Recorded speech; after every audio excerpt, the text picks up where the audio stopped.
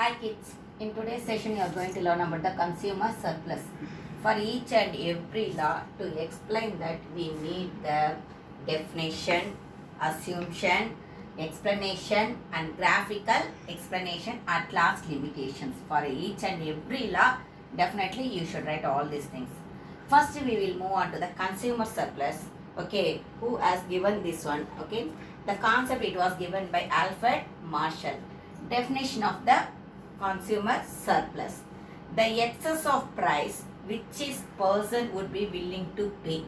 The person is would be willing to pay, okay, the excess price, a thing, rather than go without the thing over that which he actually does pay, is the economic measure of this surplus satisfaction. This may be called as the consumer surplus. What we are saying is, one of the person, you want to pay some amount, okay, but without paying that amount, he is paying less than that amount. He is paying less than that amount to buy a product.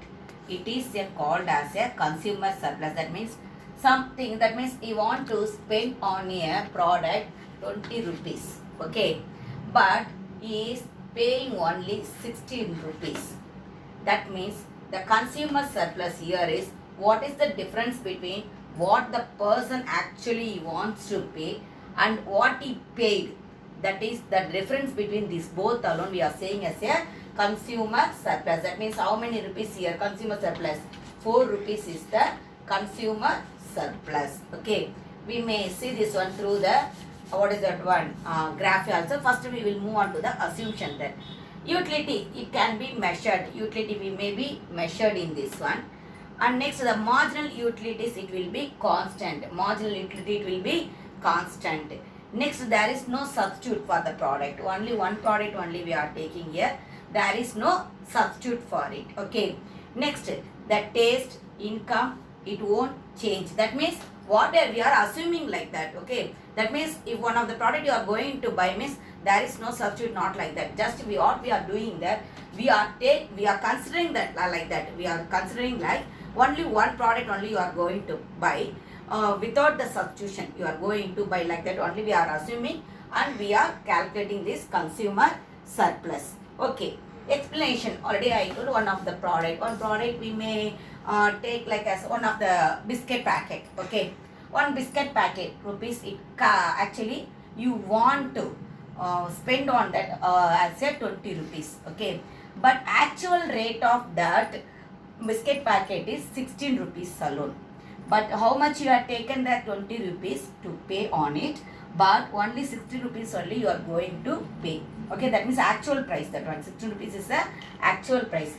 The difference between both of that one, that means what you want to spend there and what you paid actually, that is the difference between both of that.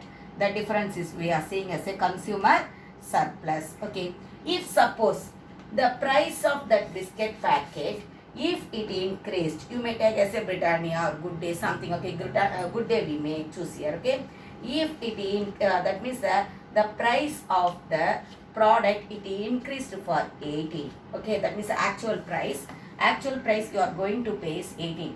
Then also what you already decided that 20 rupees you are going to pay, isn't it? That means what is the consumer surplus in this one? It will be reduced, isn't it? Consumer surplus, it will be reduced by 2 rupees. Isn't it? Only 20 minus 18 is 2 rupees. If suppose the price of the product is 14 rupees, price of the product is 14 rupees and the actually you want to pay is 20 rupees, isn't it? That means you decided to pay. You decided to pay is 20 rupees, but the actual price of that Good Day packet is only the 14 rupees, means how much the consumer surplus here? More, isn't it? 6 rupees. That means whenever the actual price it increases, the consumer surplus it will be decrease. If the actual price of the product it decreases, consumer surplus it will increase. Okay, this one is the vice versa. That means in the opposite direction both it will move, actual price and the consumer surplus. Okay, what are the limitations it will be there? Limitations only, nothing but only the one thing only we may say as we are thinking. You are saying about the Good Day biscuit, isn't it? Good Day biscuit, if you are buying alone, that means they said about only the homogeneous product.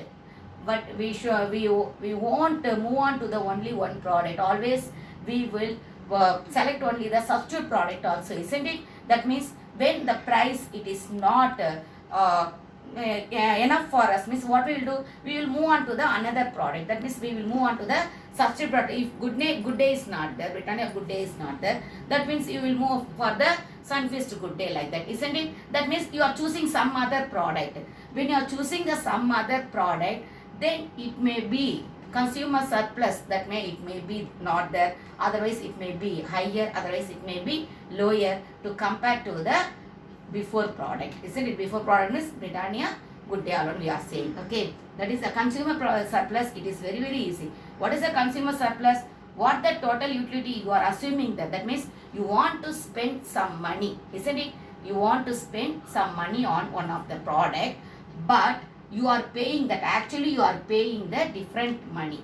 Okay, that means the deduction of that money. What I said, higher down, it is not the higher than what you already assumed there. You assumed for 20 rupees. Okay, that means you want to pay for 20 rupees, but you are paying less than that amount. You are paying for the product less than that amount. It is called as a consumer surplus. Thank you.